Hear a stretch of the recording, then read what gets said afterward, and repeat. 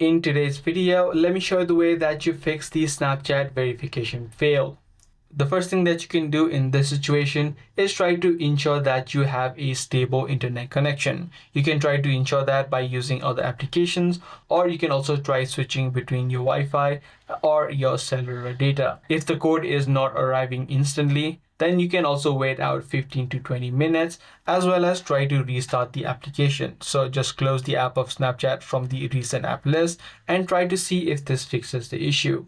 If you're still facing this issue, what you can do is try to receive the code via your phone number or your email address and try switching between them. For example, if you're currently using the via phone option, then you can try switching to your via email so that you receive the code on your email address. If none of these solutions work out for you, what you can do is look for new updates available for Snapchat. Head over to the Play Store, search for Snapchat, and if you do see new updates available, make sure you update this application. Also, you can try to uninstall the app of Snapchat from your device and then reinstall it. By following these few steps, you ensure that the bugs which may be causing the issue will be now fixed.